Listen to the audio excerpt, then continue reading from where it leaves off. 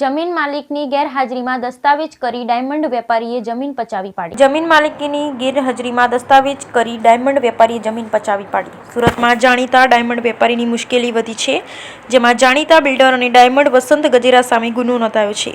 સુરતના પાલ વિસ્તારમાં કરોડની જમીન પચાવી પાડવા મુદ્દે બિલ્ડર અને ડાયમંડ વેપારી વસંત ગજેરા સહિત 5 લોકો સામે પોલીસે ગુનો દાખલ કર્યો છે. આ અંગેની માહિતી અનુસાર શહેરના વિવાદિત બિલ્ડર વસંત ગજેરા સામે પાલમાં કરોડોની જમીન પચાવી પાડવાનો ગુનો નોંધાયો છે, જેના માટે સુપ્રીમ કોર્ટના આદેશ બાદ પાલ પોલીસે 5 ઠગબાજો સામે ગુનો દાખલ કર્યો છે. જેમાં શહેરના વિવાદિત બિલ્ડર વસંત ગજેરા સામે પાલમાં કરોડોની જમીન પચાવી પાડવાનો ગુનો નોંધાયો છે.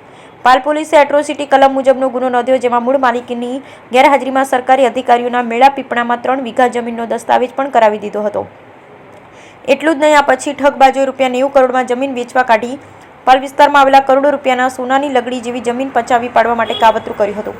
પાલ પોલીસે એટ્રોસિટી કલમ મુજબ ગુનો નોંધ્યો છે, જેમાં મૂળ માલિકની ગેરહાજરીમાં સરકારી અધિકારીઓના મેળા પીપળામાં 3 વીઘા જમીનનો દસ્તાવેજ પણ કરાવી દીધો હતો.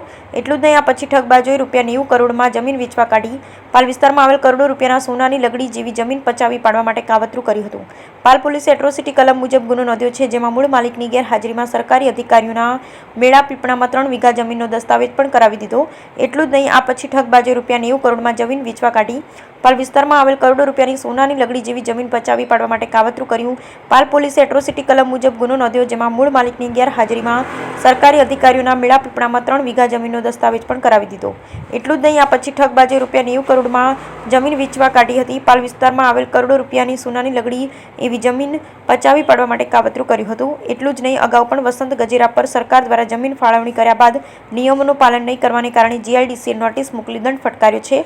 આ દંડ અધધો કહી શકાય તેટલો કુલ ₹600 કરોડ જેટલો થવા જાય છે, જેના માટે પણ વિવાદ ઉભો થયો. Bureau report, Sunil Ganjawala, Surat.